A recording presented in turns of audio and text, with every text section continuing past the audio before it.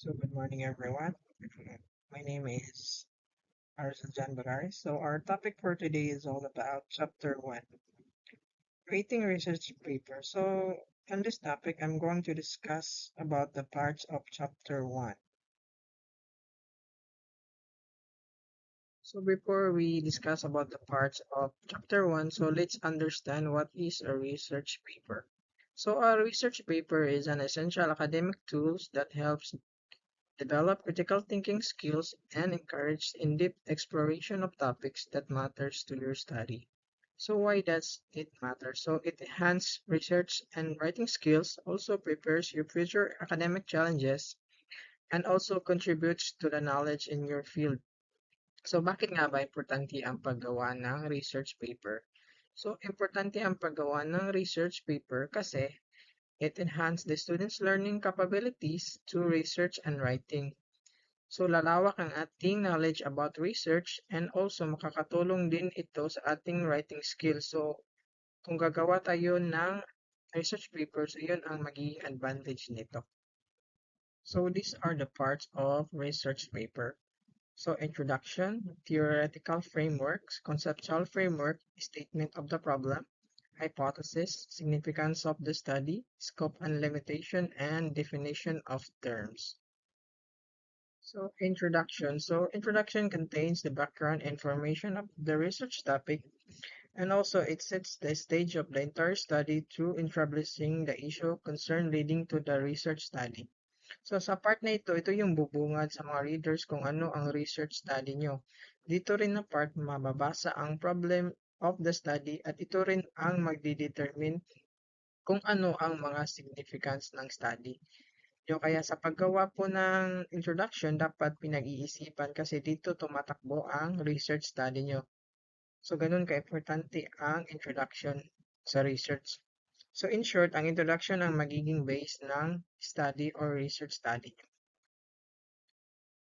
So, theoretical framework. So, present and describe the theory which clarify why the research problem of the study exists.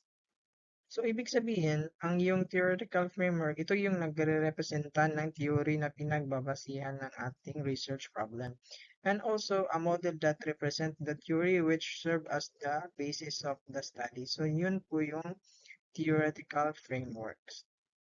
Conceptual framework. So, conceptual frameworks illustrate what the researcher expects to find in the research. It guides the researcher by giving clear direction to the research problem. So in this part, it explained that the major variables of the study and the simplest way to explain the conceptual framework is by making a diagram.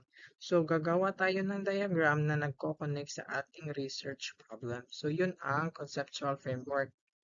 So statement of the problem. So statement of the problem defines and describes the research question or hypothesis along with a broad method to address the issue. So, ang statement of the problem, ito yung question that were created and formulated in order to support the research title or the goal of the study. So, ito yung mga question na nagko-connect at nagko-connecta sa ating research na tutulong para makahanap tayo ng answer sa ating research problem. So, importante ang statement of the problem kasi dito tayo makakahanap ng solusyon sa ating research problem or research study. So hypothesis. So hypothesis is a prediction of what your study will find. A tentative prediction about the relationship between two or more variables under study. It also translates the research question into a prediction of expected outcome. So ang hypothesis, sa part na ito ng research paper, you are making a prediction kung saan patungo ang research study mo. Or gagawa ka ng outcome kung ano ang magiging kalalabasan ng study na kinakandak mo. So, yun ang hypothesis. So, importante ang hypothesis kasi sa part na ito, dito mo ma-measure ang outcome ng research problem mo. So, next is the significance of the study. So, in this section, it explains why the research is important and who will benefit from it. So, sa part na ito, dito mo malalaman kung mababasa kung sino or para kanino ang study na kinakandak nyo. Or sino yung mga tao na nagbi-benefit sa research study na ginawa nyo. In simple terms, sino yung mga target market or target audience ng study nyo. So, yun ang significance of the study. So, scope and limitation. So, the scope and limitation defines what the research problem will cover, including the topic, objective, target population, location, and time frame. So, mahalaga na alam natin ito kasi nagsasabi kung ano ang sakop at hindi saklaw ng ating study.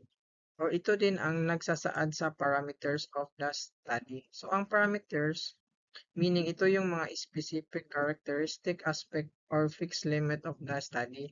So, ang scope and limitation are two different variables. So, pag sinabi natin scope, ito yung sakop or coverage ng study, while ang limitation naman ay ito ang constraint, restriction, and potential weakness of the study. So, yun ang scope and limitation.